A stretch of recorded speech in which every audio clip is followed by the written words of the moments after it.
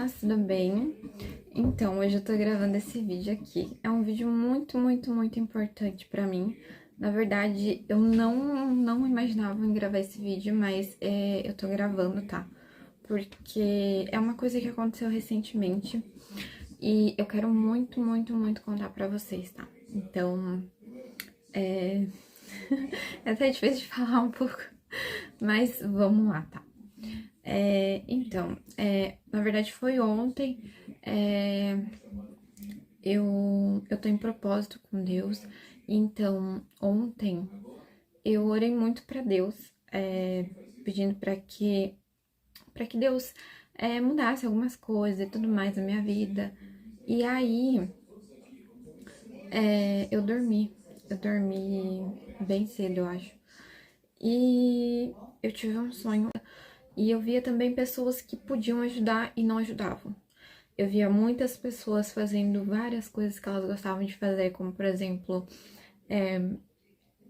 a sua vontade. Vou dar um exemplo. Você gosta muito de, de jogar bola, talvez. E, tipo, esse é a tua paixão e você vive disso e tudo mais. E você só quer fazer isso, só quer estar em volta disso e meio disso. Não tô dizendo que seja algo ruim, tá? Pelo contrário. É muito bom, né? Tanto pra saúde quanto pra mente, né? E pra tua evolução também. Mas as pessoas, elas estavam fazendo coisas muito pra elas, sabe? Não acabavam pensando naquelas que precisavam de ajuda, naquelas que estavam necessitando de ajuda, sabe? Então, isso já era algo assim muito enraizado nas pessoas no meu sonho. E eu via tudo aquilo e eu ficava muito triste, sabe? Eu ficava triste demais, eu ficava pensando por que tá acontecendo tudo isso, sabe? E aí eu continuava andando pela estrada e eu via muitas casas destruídas, muitas pessoas machucadas. Eu via o céu tava todo escuro, sabe? Era assim, ó, não tinha muito sol, não tinha muita luz, então tava muito assim, sombrio, sabe? E eu continuei andando. Eu vi muitas pessoas que ficavam zombando uma das outras, ficavam dando risada, ficavam humilhando, menosprezando umas às outras. E eu continuei andando, sabe? E quando eu continuei andando, eu lembro de ter parado assim num lugar e eu escutei muito uma voz assim, muito forte, sabe? Era uma voz que parecia que vinha do céu. E essa voz falava assim que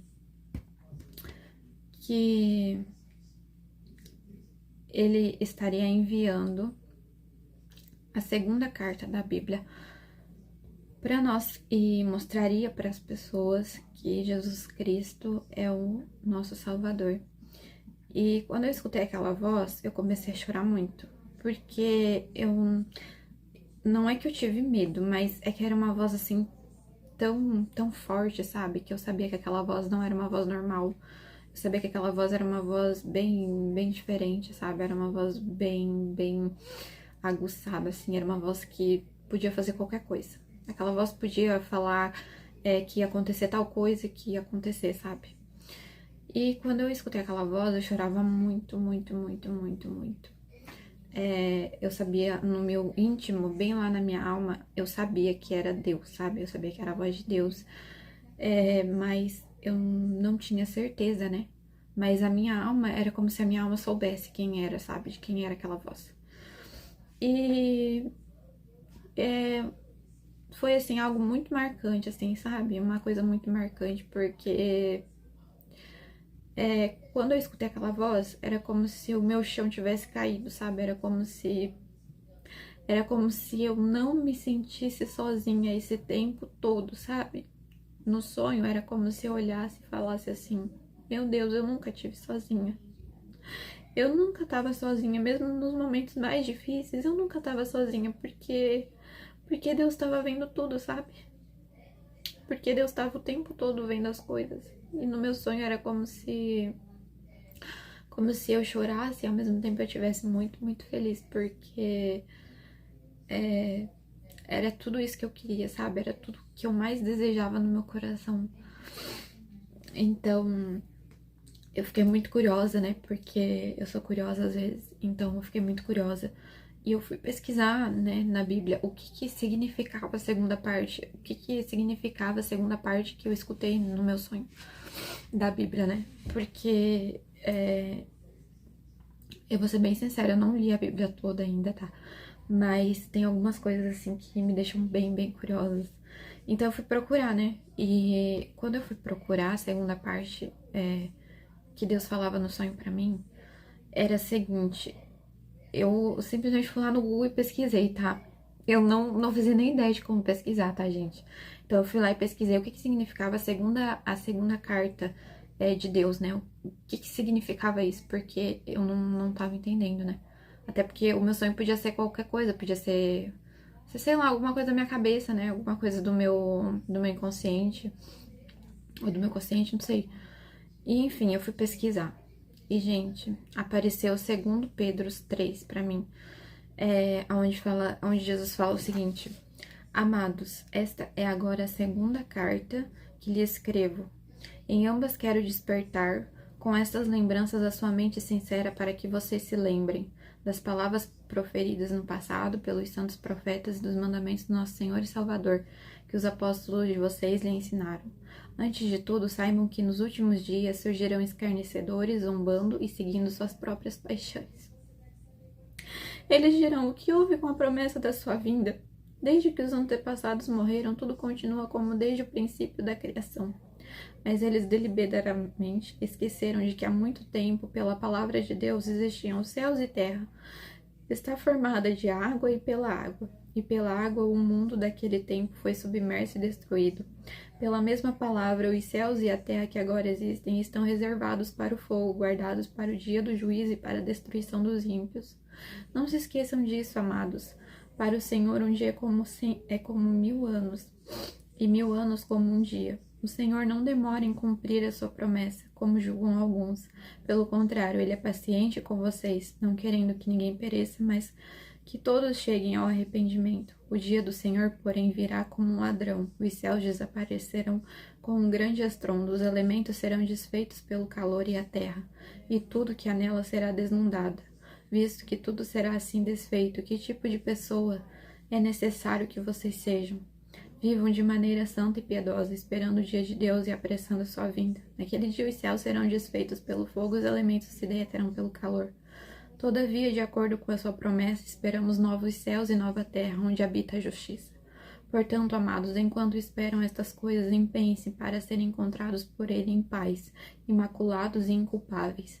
Tenham em mente que a paciência do nosso Senhor significa salvação, como também o nosso amado irmão Paulo lhes escreveu com a sabedoria que Deus lhe deu. Ele escreve da mesma forma em todas as suas cartas, falando nela destes assuntos.